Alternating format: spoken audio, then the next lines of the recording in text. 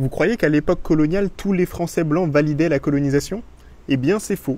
La preuve avec Afrique 50, un film anticolonial réalisé en 1950. En Afrique, on ouvre une école quand les grosses compagnies coloniales ont besoin de comptables. On envoie un médecin quand les grosses compagnies coloniales risquent de manquer de main-d'œuvre. Et ce village a encore de la chance dans sa misère. Il est en paix. Regarde ce qui guette les villages africains. Ici se trouvait le village de Palaka, dans le nord de la Côte d'Ivoire. Le chef du village n'a pu payer un reliquat d'impôt, 3700 francs. Le 27 février 1949, à 5 heures du matin, les troupes sont venues. Elles ont cerné le village, elles ont tiré, elles ont brûlé, elles ont tué. Ici, le chef de village, Sikali Ouattara, a été enfumé et abattu d'une balle dans la nuque, d'une balle française. Ici, une enfant de 7 mois a été tuée, une balle française lui a fait sauter le crâne. Ici, du sang sur le mur, une femme enceinte est venue mourir, 2 balles françaises dans le ventre. Sous cette terre d'Afrique, 4 cadavres, 3 hommes, une femme, assassinés en notre nom à nous, gens de France. Tu t'étonnes, les cases brûlées, les habitants massacrés, le bétail abattu pourrissant au soleil, ce n'est pas l'image officielle de la colonisation. Amis, la colonisation, ici comme partout, c'est le règne des vautours. Et les vautours qui se partagent l'Afrique ont des noms.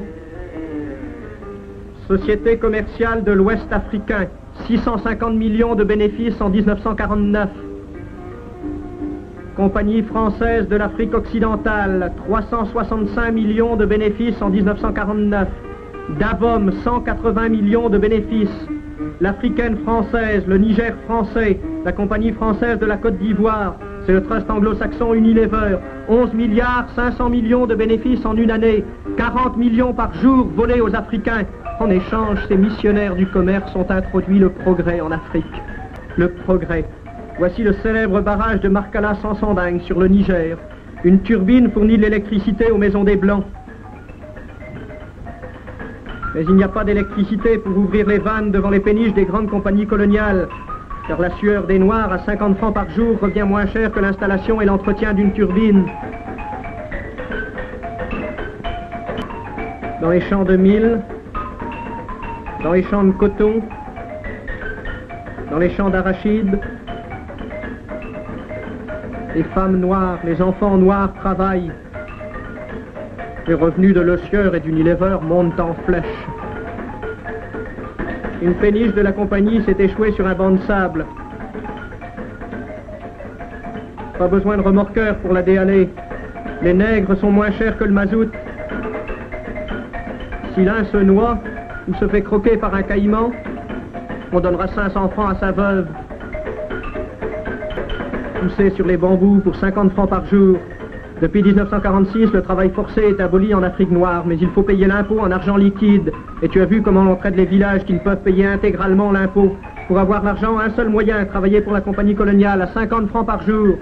Et les Noirs poussent sur les perches, font glisser sur leurs fleuves les chargements de coton sans espoir de vêtements. Les chargements de cacao sans espoir de goûter au chocolat. Les chargements d'arachide sans espoir d'huile et de savon. Là-bas, les bateaux attendent. Les grands bateaux des compagnies coloniales attendent dans le petit matin pour s'en aller emplis des produits de la terre des nègres, de la peine des nègres. Mais peu à peu, de Dakar à Brazzaville, d'Abidjan à Niamey, le peuple d'Afrique se dresse, s'unit, cherche les raisons de cette exploitation, de cette misère, de ces meurtres collectifs. Le peuple d'Afrique, s'appuyant sur la Constitution française, demande qu'on lui rende la terre qui lui a été volée par les compagnies coloniales. Demande qu'on lui rende ses fils qu'on lui a arrachés pour les mener combattre leurs frères jaunes. Le peuple d'Afrique se dresse pacifiquement. Mais il se heurte à une administration dont même un député MRP, l'abbé Boganda, a dit qu'elle était corrompue, raciste, machiavélique, qu'elle ne représentait pas la France mais commettait des crimes au nom de la France et de la civilisation. Et cette administration colonialiste répondra aux Africains comme elle a répondu aux Malgaches et aux Vietnamiens, par la force, la matraque, la prison, le fusil. Les camions militaires surgissent, semant partout la ruine et la mort. En notre nom, à nous, gens de France. Agboville, Dimbokro, Séguéla, Dalois, Boisflé, Quétécré, des ruines, des rafles, des fusillades et des noms de villes et villages sonnant aux Africains comme des oradours.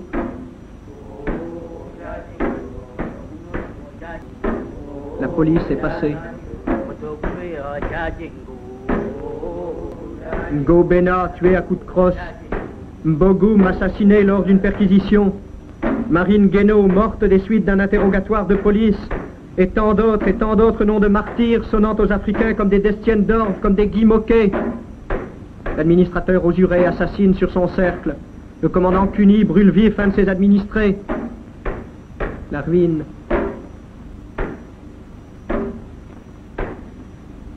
Les arrestations. Dans la prison de Bassam où croupissent 1000 Africains, Mamba Bakayoko est morte à 70 ans. Morte pour avoir lutté pour que les écoles et les hôpitaux remplacent les cours de prison. Pour que la machine serve à alléger la peine des hommes et non à préparer les voies stratégiques d'une nouvelle guerre. Pour que tous ces gosses puissent vivre en paix, puissent vivre libres et fiers.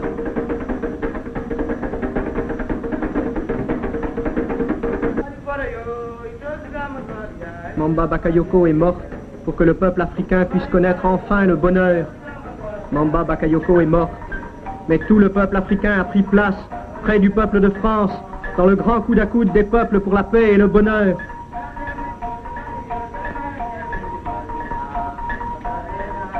D'Abidjan à Niamey, de Dakar à Brazzaville, le peuple de France et le peuple d'Afrique sont au coude à coude. Et cette place dans la lutte commune, le peuple africain la tiendra, envers et contre tous, jusqu'à ce que soit gagnée la bataille de la vie. On vient de voir des extraits du film Afrique 50, réalisé en 1950 par le militant communiste et anticolonial français René Vauthier. Je vous explique un peu l'histoire du film. En 1949, la Ligue française de l'enseignement a engagé René Vauthier pour réaliser un reportage sur les conditions de vie dans les villages africains de Côte d'Ivoire, de Haute-Volta, du Sénégal et du Soudan français. Le but du reportage à la base, c'était de mettre en valeur la mission éducative de la France dans ses colonies. Mais quand il arrive sur place, René Vauthier décide de filmer la réalité de l'Afrique colonisée. Très rapidement, la police saisit les négatifs du film et lui-même est convoqué au tribunal. Il réussit cependant à sauver quelques bobines et en 1950, il réalise ce film nommé Afrique 50. Le film est censuré par la République coloniale française pendant plus de 40 ans, mais il va circuler clandestinement.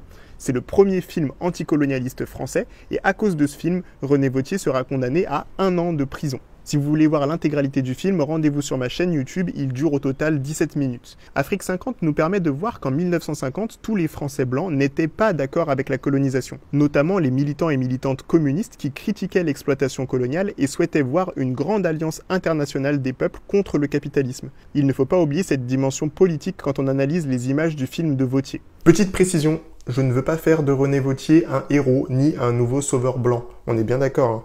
Il est tout à fait critiquable sur plein d'aspects et on pourra faire un épisode plus long sur YouTube pour une analyse critique de son film Afrique 50 et de la vision qu'il propose. Si j'ai choisi aujourd'hui de vous en parler, c'est parce que j'ai entendu beaucoup de gens qui justifient la colonisation en disant « c'était normal dans la mentalité de l'époque ». En fait, l'histoire est plus complexe et Afrique 50, c'est un bon exemple pour y réfléchir.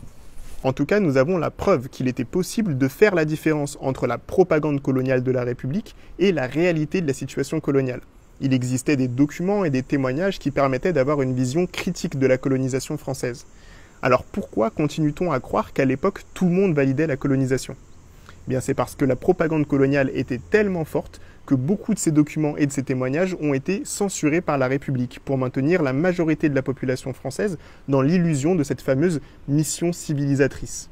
Et c'est cette même propagande qu'on continue à entendre aujourd'hui de la part des défenseurs des aspects positifs de la colonisation. En réalité, la question n'est pas de savoir si la colonisation était positive ou négative, mais bien d'être capable d'observer les faits et d'en comprendre les conséquences politiques sur notre monde contemporain, genre aujourd'hui. Donc la prochaine fois que vous croisez des gens qui vous disent « à l'époque, tout le monde était d'accord avec la colonisation », envoyez-leur cette vidéo. Et rappelez-leur qu'il faut faire la différence entre la propagande coloniale et l'histoire de France. C'est deux choses très différentes. Merci d'avoir regardé. Si vous voulez me soutenir pour que je puisse continuer à faire des vidéos, le lien de mon Tipeee est dans ma bio. Partagez fort et à bientôt sur la chaîne Histoire Crépue. Ciao, ciao, ciao, ciao, ciao, ciao.